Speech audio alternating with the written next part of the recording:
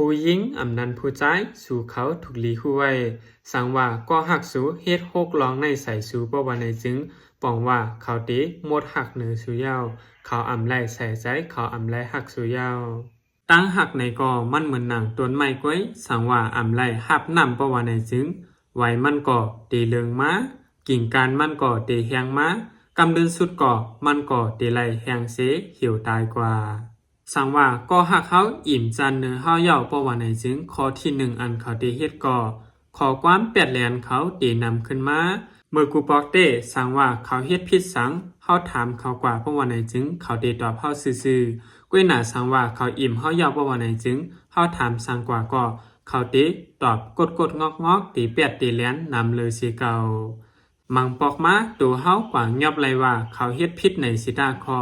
เขาเตเฮ็ดเหมือนนางมีสังเสปล่อยมันป่นกว่าหลายๆข้อที่2อันเขาเตเฮ็ดพองเมื่อเขาอิ่มจันสุเยานั่นก็เขาเตเสียงแข็งต่อสู้เมื่อกูปอกเตตีลาดก้อมดีก้อมหวานต่อกันก้วยหน้าพองเมื่อเขาอิ่มจันย้อนนั้นเขาเตลาดก้อมแข็งใส่กำปั้นน้ำสัมว่าสู่ลาดลีๆอ่อนๆอ่อนๆต่อเขาในสิตาก็เขาเตเฮ็ดเหมือนนางสนใจเพราะว่าสู่ลาดต่อเขานำหน้าอาลาก็เขาเตหงุดหงิดเสใจลำสู้ข้อที่3อันเขาเตเฮ็ดต่อสู้พองเมื่ออันเขาอิ่มจานย้อนนั้นก็เขาเตเฮ็ดตัวเหมือนนางว่าสนใจสู้เฮ็ดตัวเหมือนนางว่าพองเมื่อไล่อยู่จ้อมกันนั่นหางเขาอิ่มมือนาเขาเตไข่ละต่อสังสู้เขาเตนาตูต่อสู้ก้วยหน้าสังว่าเขากาอยู่จ้อมอ้ยก็เขาเตยุ่มใหญ่ๆเสียงโคเขาปอปั้นเหมือนนางหางว่าเขามีดังเสื้อนากำลึงสุดมันเตเฮ็ดให้สู่เตื้อใจเสเฮ็ดให้สู่ฮู้ว่าเขาไลสนใจสู่ยาวข้อที่4อันเขาเตเฮ็ดก็เขาเตเฮ็ดให้สู่เตื้อใจอยู่คือใหญ่ๆซ้ำว่าเขาฮู้อยู่ว่าสู่เกียกจึงนั้นสู่เกียกจึงในสิตาก็เขาเตตั้งใจเฮ็ดใส่สู่หนังหือสู่บ่ได้ไลเตื้อใจหนังหือสู่บ่ได้ไลเจ็บใจเปิกูปอกเต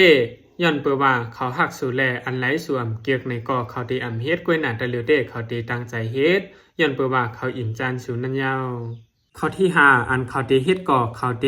สนใจสู่สัมว่าสู่ตีกว่านางอยู่ที่หิมข้างเขาตีกว่าจุกอยู่ภายหน้าเขาในสิตาก็เขาเตสนใจสู่ยาวเขาเตสนใจต่างลองเลยเสสู่สังว่าเขายิบพงไหนเขาเตสนใจพงนำเลยเสสู่นั้นพองเมื่อสู่อยู่ลีกินหวานในสิตาก็เขาเตไม่ใจเขาเตลุ่มลาสู่ยาวปองว่าเขาหมดหักตีสู่ปองว่าเขาอิ่มมือสู่ยาวข้อที่6อันเขาเตเฮ็ดก็เขาเตมีลองเสิงซิมต่อสู้เหมือนหนังโทรศัพท์จะในก็เขาเตปันสู่เตยาวนั้นเขาเตกว่าไหลมาไหลก็เขาเตลัดในสู่ยาวทางว่าสู่ฮู้ตัวเสว่าก็หักสู่เฮ็ด6ลองในต่อสู่ยาวบ่ว่าไหนจึงสู่ยาเปกลุ่มเงือเสอยู่จ้อมเขาอยู่ลาอยู่จ้อมก้นหักเขานั่นมันไหลตุกข่าเจ็บขันใจนะ